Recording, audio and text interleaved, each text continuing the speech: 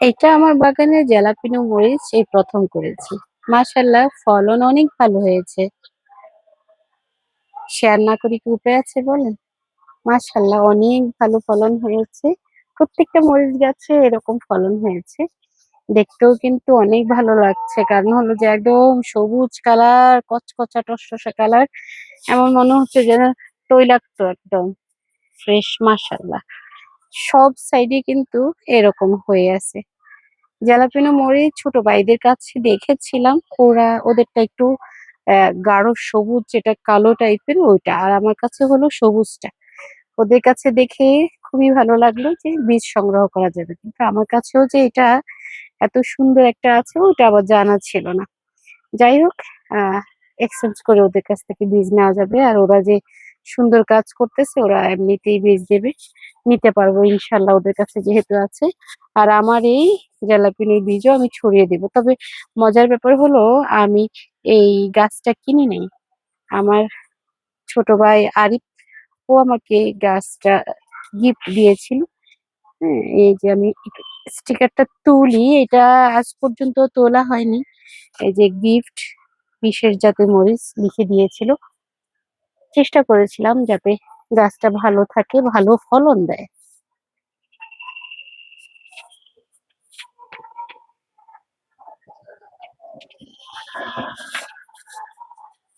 মাশাল্লাহ।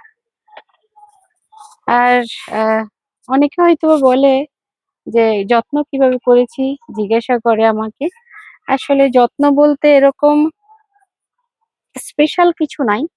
আমি ওই যে প্রথমত মাটি একটু ঝরঝরা করে রেডি করার চেষ্টা করি, যাতে করে পানি জমে না থাকে এরকম। আর হলো মাটির সাথে গোবর সার দিই আমি, 2 ভাগ গোবর সার 1 ভাগ মাটি দেই। আর হলো যে সাথে একটু ফাঙ্গিসাইড দিয়ে দেই। হ্যাঁ, এটাই, আর কিছু না। নিমখোল থাকলে নিমখোল দেই, আর যদি নিমখোল না থাকে দেই না।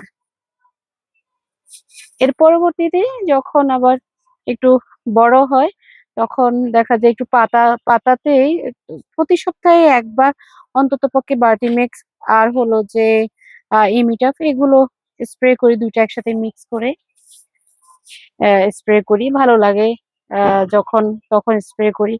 আবার যখন ভালো লাগে না তখন স্প্রে করি না। আমার মরিচের যত্ন একদম সাধারণ, আমার প্রত্যেকটা গাছের যত্ন একদম সাধারণ, কারণ আমি হুটহাট করে মেডিসিন স্প্রে করতে পারি না, আমার একটু সমস্যা হয় এজন্য।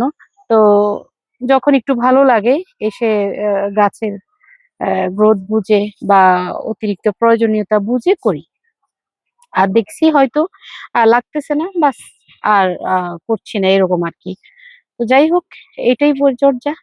প্রতি সপ্তাহে আমি বাটিমেক আর হলো ইমিটা স্প্রে করি, আর কিছুদিন পর পর গোবর সার দেই। বাস, এটা হলো যত্ন।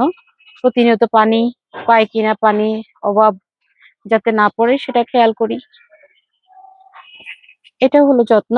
আর আমার মরিচ গাছের, মাশাল্লাহ, মরিচের সাইজ গুলো দেখেন কি সুন্দর। মাশাল্লাহ, মাশাল্লাহ, মাশাল্লাহ। আপনাদের কাছে কেমন লাগলো এই জ্যালাপিনো মরিচ? ঝাল কম, একদম ঝাল নাই বললেই চলে এরকম, কিন্তু গ্রানটা আমার কাছে বেশ ভালো লাগে।